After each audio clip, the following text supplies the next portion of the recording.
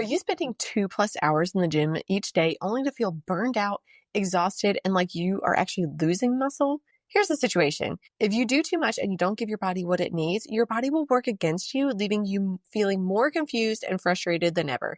In today's episode, I'm going to explain the 5 secrets necessary to build muscle and not have to spend hours in the gym each training session. Grab a pen and paper and take some notes. Let's go. Tired of feeling exhausted after training? Confused about how to fuel your body without all the food rules? Welcome to Female Sports Nutrition, where I'll help you fuel strong, build muscle, and perform your best, all while breaking free from diet culture. I'm Kristen, a sports dietitian, trainer, and Jesus lover, and I'm here to help you fuel with freedom. Lace up your shoes, grab that smoothie, and let's jump in.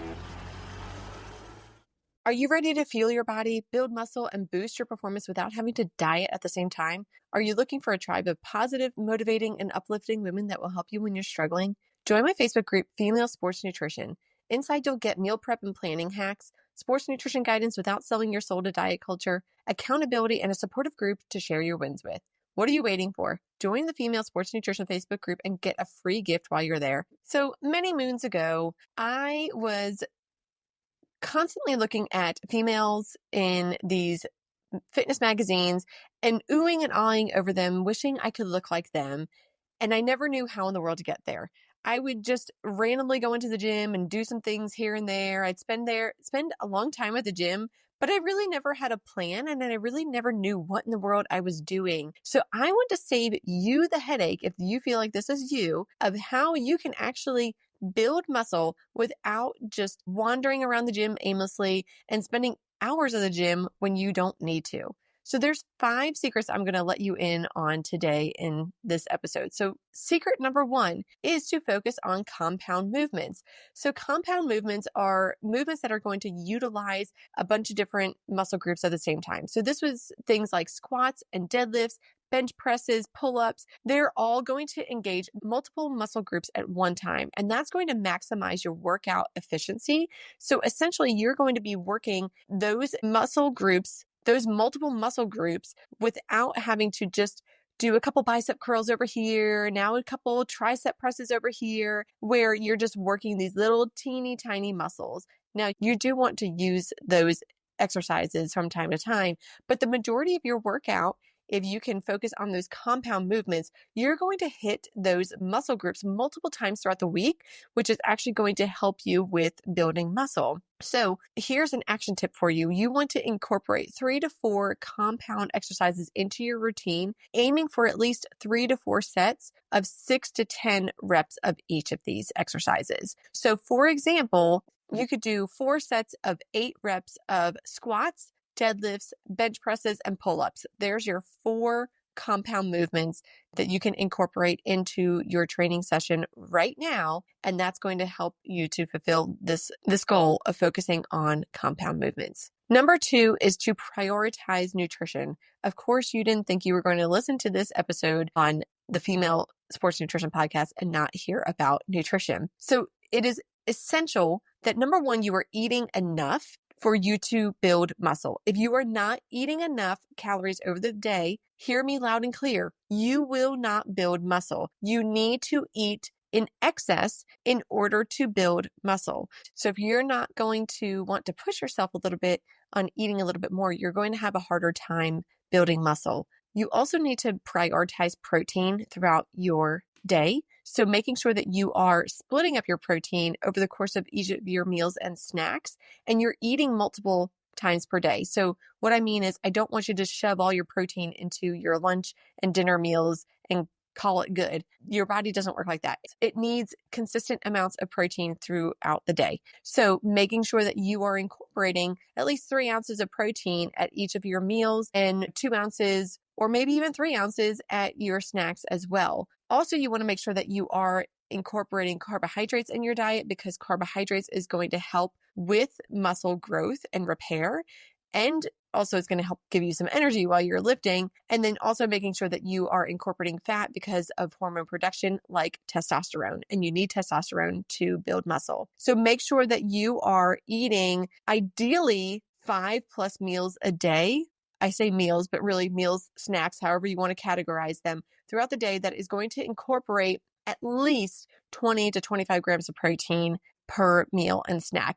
And you also want to make sure that you are having protein and carbohydrates within 30 minutes of finishing your training session. If you don't know anything about post-workout training, about what to eat, post-workout training, I will link a podcast episode below for you. And also, if you don't even know anything about how to put together a fueling plan for yourself, I'm going to link a podcast episode for you below as well. Number 3 is to incorporate high-intensity interval training. High-intensity interval training allows you to build muscle and improve your cardiovascular fitness in a shorter amount of time. So essentially, you can get more work done in a shorter amount of time. Now, it's a really hard and intense workout, but you will be able to build muscle and you'll be able to get those cardiovascular benefits in there at the same time. So you want to make sure that you are incorporating 20 to 30 minute HIIT sessions 2 to 3 times per week, and you're focusing on different exercises like body weight exercises, as well as utilizing things like dumbbells and bands, where you're flip-flopping back and forth between these exercises. So basically, your HIIT workouts are going to look like alternating short bursts of high intensity exercise with brief recovery periods. So this is going to be somewhere in the neighborhood of like 20 to 60, even 90 seconds of some type of high intensity exercise.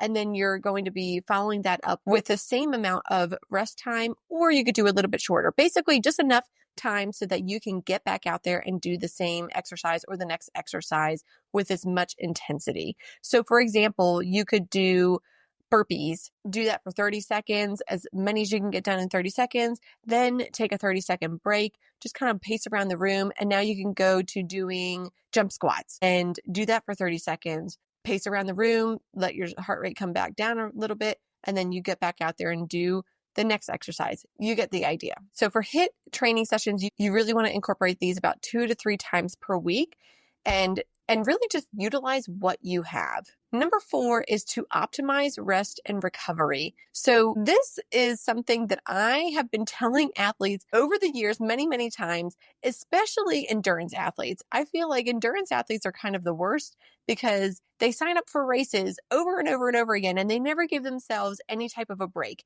If you look at any professional athlete, they're always going to have an on season and an off season. And I think as athletes, we should do the same, or we should at least take a down week. So what I mean by that is don't sign up for CrossFit competitions every month or sign up for a triathlon every couple of weeks and expect that you're going to do well. You're not going to do well because you're not giving your body enough rest and recovery. So muscles are really going to grow during rest and not just workouts. So you need to make sure that you are incorporating rest periods into your training plan. So proper recovery is going to help with preventing injuries. It's also going to ensure that your muscles have enough time to repair themselves and grow stronger. So what I suggest doing is making sure that you are first, focusing on your sleep, getting at least 7 to 9 hours of quality sleep each night. And I know if you have kids, you may not be getting quality sleep all the time. Last night, I got woken up twice by my kids, but you do the best that you can. So really making sure that you're getting a good amount of sleep in there. If there is something that you can change it. So for example, we used to have the cat sleep in our bed every night. And at 3 a.m., every night, this cat wanted to go outside. And after a while, I was like, I can't take it anymore. The cat is out. So we booted him out of our room. So that's something that you can change. If you can change a variable, change it so that you can get a better night's sleep.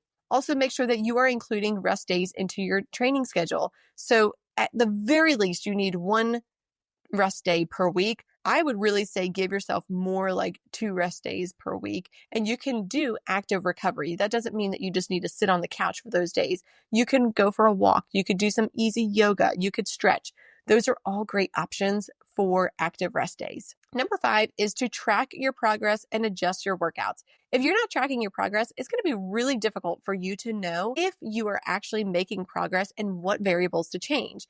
So there's going to be several variables that you can change for progressive overload, and progressive overload is actually what's going to help you to build muscle. So this is going to be things like increasing your weight, increasing your reps, decreasing your rest time, and also just increasing your overall intensity. So you want to make sure that you are keeping a journal.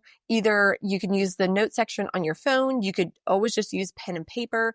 There are lots of different apps that you can use where you can track all your reps and your sets and how you're feeling and all that kind of stuff. Whatever the method is that you prefer, you want to utilize that so that you are actually seeing what progress that you're making and what variables that you can change. And you want to change them up every 4 to 6 weeks so that you are keeping your routine fresh and you are challenging your muscles. I do suggest making that last week a little bit of a down week so that you are giving your body a little bit of a rest in between switching up your training routines. So here is the bottom line. You want to focus on quality over quantity when it comes to building muscle and your training sessions. And just remember that consistency is key. If you are consistently not eating enough or you're consistently not challenging yourself enough in the gym, you're going to have a hard time building muscle. It's not about spending 7 days in the gym for 3 hours each time. Really, you can build a good amount of muscle in just training 3 days a week, but by following these 5 secrets that I have laid out for you. So let's just recap here. Number 1 is to focus on compound movements. Number 2 is to prioritize your nutrition. Number 3 is to utilize high intensity interval training. Number 4 is to incorporate rest and recovery. And number 5 is to track your progress and adjust your workouts. If you found this episode helpful, please share it with a girlfriend. Head on over to my Facebook group, Female Sports Nutrition, and share your progress with us in the group or share what you've learned with us. I'd love to hear from you. Hey friend, if this podcast inspired you, encouraged you, or changed you, I would love for you to leave me a review and share it with a girlfriend who will find it helpful or inspiring. That is the best way you can thank me and help me share my knowledge so I can help more people just like you. I'm so thankful that you spent this time with me today, and I'd love to connect with you. Join my Facebook group, Female Sports Nutrition, or send me a DM on Instagram, or hop on over to my website, EliteNutritionPerformance.com. I'll see you back here next week.